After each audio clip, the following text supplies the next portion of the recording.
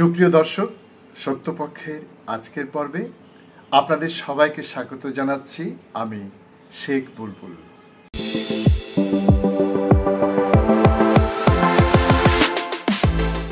প্রিয় দর্শক, আপনারা হয়তো অনেকেই চিনেন বিএনপি নেতা বরকতুল্লাহ বুলুকে, যিনি একসময় বিএনপি সরকারের মন্ত্রী ছিলেন।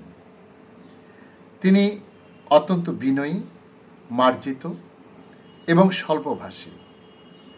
আমরা জানি তারাই স্বল্পভাষী হন যাদের জ্ঞানের গভীরতা অনেক বেশি থাকে অথবা যারা অনেক কম জানেন।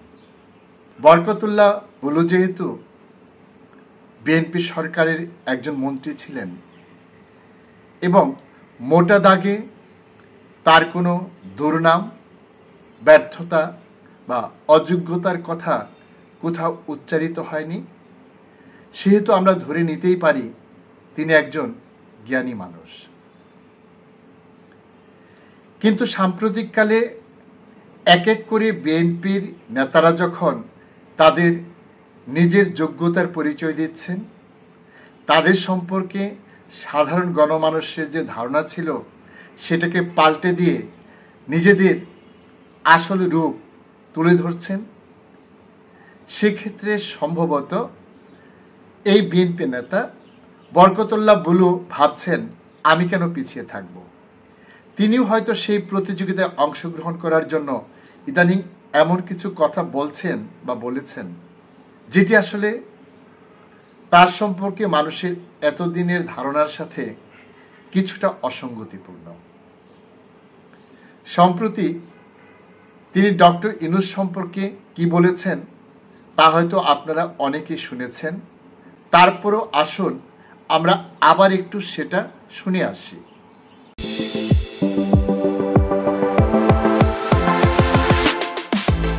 আপনারা দেখেছেন ডক্টর ইউনূসকে কিভাবে জড়িয়ে ধরে বাইডেন তাকে অভিনন্দন জানাচ্ছেন। সারা পৃথিবী যখন ডক্টর ইউনূস বক্তব্য রাখেন, পৃথিবীর সমস্ত দেশের রাষ্ট্রপ্রধানরা দাঁড়িয়ে তাকে অভ্যর্থনা জানিয়েছেন। এটি বাংলাদেশের সম্মান। আমরা এটা বাংলাদেশের এই শেখ হাসিনা ডক্টর ইউনূসকে অসম্মান করতে চেয়েছেন, কিন্তু ডক্টর ইউনূস বাংলাদেশের একজন সম্পদ। আমরা এটাকে স্বীকার করি, আমরা তাকে মূল্যায়ন করি।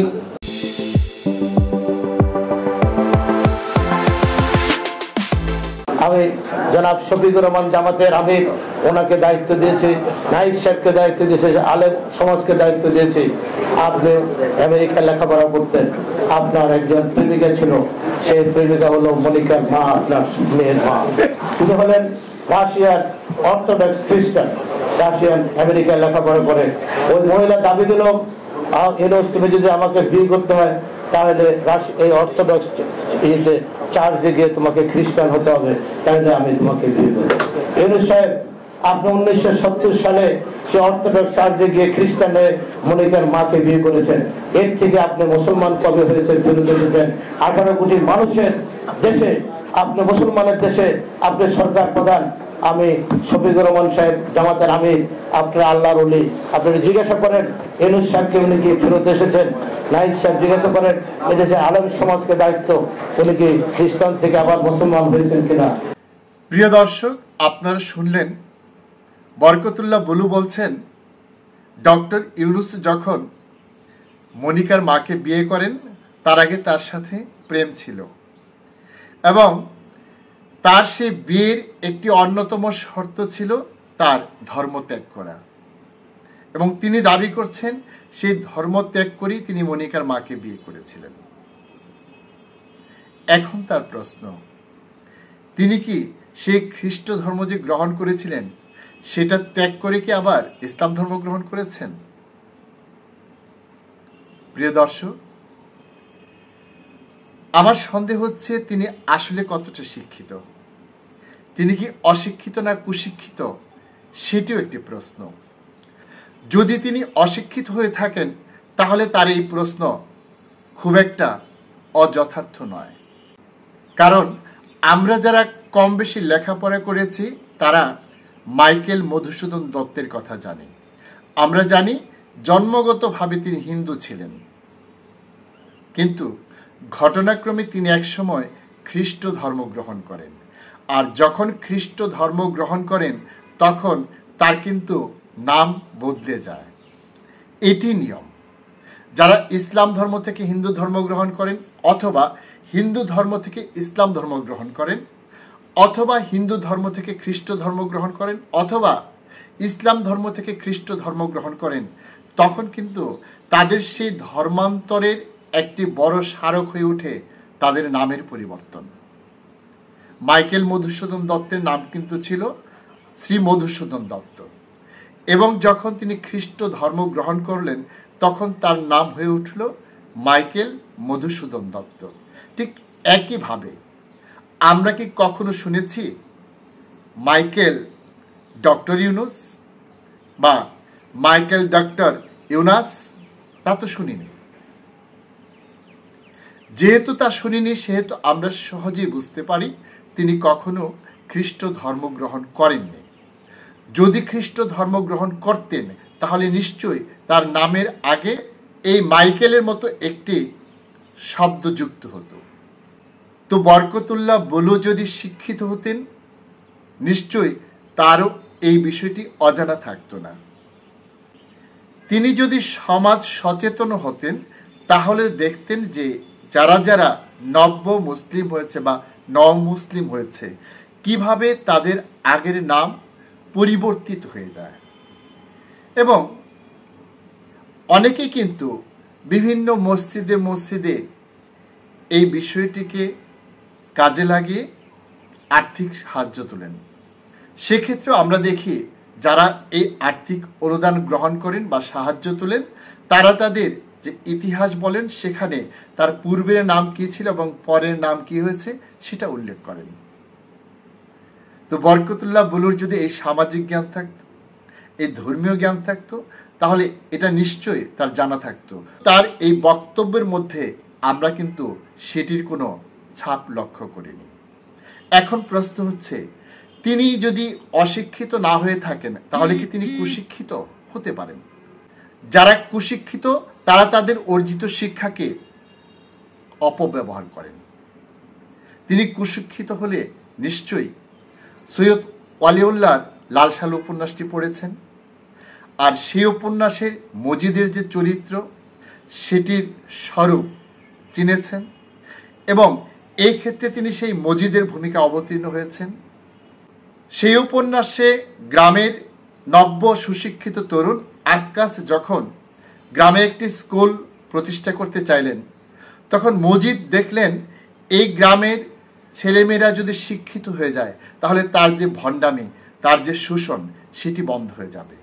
এই জন্য তিনি আক্কাসের এই উদ্যোগকে থামিয়ে দেওয়ার জন্য এক ঘৃণ্য পন্থা অবলম্বন করেন। এই জন্য যে সালিশের আয়োজন করা হয় তখন আক্কাস যেখানে যুক্তি দিয়ে বোঝানোর চেষ্টা করে এই স্কুলটা গ্রামের জন্য কতটা প্রয়োজন, তখন আক্কাসের দুর্বল জায়গায় আঘাত করে মজিদ কি বলে? মজিদ বলে, এই মিয়া তোমার দাড়ি কই। অর্থাৎ আক্কাস যত ভালো কাজই করুক না কেন তার যে একটি খুঁত সেটি সে খুঁজে বের করেছে এবং সেটিকে সে বড় করে তুলেছে এবং সেটি দিয়েই সে সবার আবেগকে ব্ল্যাকমেল করার চেষ্টা করেছে। এভাবেই আক্কাসের যে শুভ উদ্যোগ সেটি ব্যর্থ হয়েছিল। এখন বরকতুল্লাহ বুলু যদি সেই কুশিক্ষিত হয়ে থাকেন তাহলে তিনিও ডক্টর ইউনুস যেভাবে তাদের দীর্ঘদিনের ধান্দাবাজি রাজনীতির হুলনলচে পাল্টে দিতে চাচ্ছেন সেটাকে বাধাগ্রস্ত করার জন্যই, অথবা ডক্টর ইউনুস ভিন্ন কোনো দেশের স্বার্থে যখন আঘাত করছেন তখন তাদের এজেন্ট হিসেবে তাদের এজেন্ডা বাস্তবায়নের জন্য হয়তো তিনি সেই মজিদের চরিত্রটি গ্রহণ করেছেন। আক্কাসের মতো করে ডক্টর ইউনুসের উদ্যোগকে থামিয়ে দিতে তিনি তার এই খ্রিস্ট ধর্ম ইসলাম ধর্ম নিয়ে প্রশ্ন তুলেছেন। এগুলি তো খুব সেকেলে চালাকি।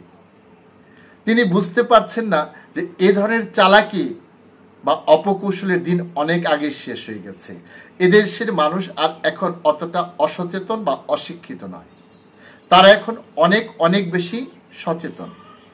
তাই তিনি এই 50 বছর আগের যে অপকৌশলটি প্রয়োগ করেছেন এটি কার্যত বুমেরাং হয়ে তার দিকেই ফিরে আসবে। তারপরও একটি কথা, যদি ডক্টর ইউনূস খ্রিস্টান হয়েই থাকেন তাহলে সমস্যা কোথায়? এদেশের শাসনভার কি একজন খ্রিস্টান গ্রহণ করতে পারেন না? তারা কি এদেশের নাগরিক নন? নাকি আপনারা চান শুধু আপনার ধর্মের লোকেরাই এদেশের সবকিছু দখল করে রাখবে? আমরা তো সেটা চাই না। আমরা তো চাই হিন্দু, মুসলিম, বৌদ্ধ, খ্রিস্টান এবং অন্যান্য সকল সম্প্রদায়ের লোকজন একত্র হয়ে এই দেশকে সামনে এগিয়ে নিয়ে যেতে, এই দেশকে গড়ে তুলতে। আপনি কি তাহলে সেটা চান না? আপনি চান কেবল মুসলমানদের নিয়ে এই দেশ পরিচালনা করতে? আপনার এই চাওয়া কি রাষ্ট্রবিজ্ঞানের সংজ্ঞায় ঠিক আছে? বাংলাদেশ কি একটি রাষ্ট্র নয়? বাংলাদেশ কি একটি ধর্মসংঘ যে এখানে ধর্মকেই প্রতিষ্ঠা করতে হবে, ধর্মীয়ভাবেই সবকিছু করতে হবে? আপনি যদি গণতন্ত্রে বিশ্বাস করে থাকেন, যে গণতন্ত্র নিয়ে ইদানিং আপনারা খুব গলা ফাটাচ্ছেন, তাহলে তো ডক্টর ইউনূস খ্রিস্টান হলেও সেটি নিয়ে আপনার কোনো ধরনের প্রশ্ন তোলা উচিত ছিল না। কিন্তু আপনি সেই প্রশ্ন তুলেছেন। কেন তুলেছেন? কারণ আপনাকে কেউ এক্ষেত্রে প্রভাবিত করেছে। না হলে অতীতে তো কখনো আপনি এই ধরনের কথা বলেননি। আপনাদের এই যে চালাকি, এটি কিন্তু এদেশের মানুষ বুঝে। আপনারা যদি নিজেকে খুব চালাক মনে করেন, নিজেদেরকে খুব বুদ্ধিমান মনে করেন, আর বিপরীত দিক থেকে যদি মনে করেন এদেশের মানুষ খুবই অসচেতন, এদেশের মানুষ খুবই বোকা, তারা আপনাদের এই চালাকি বুঝতে পারবে না, তাহলে সেটি হয়তো সঠিক নয়। আর সেটি যে সঠিক নয়, ভবিষ্যৎ আপনাদেরকে নিশ্চয়ই সেই শিক্ষা দিয়ে দেবে। আপনারা প্রস্তুত থাকুন। সুপ্রিয় দর্শক, আজকের মতো এখানেই শেষ করছি। আপনাদের সাথে আবারও দেখা হবে। সে পর্যন্ত আপনারা সবাই ভালো থাকুন, সুস্থ থাকুন। আল্লাহ হাফেজ।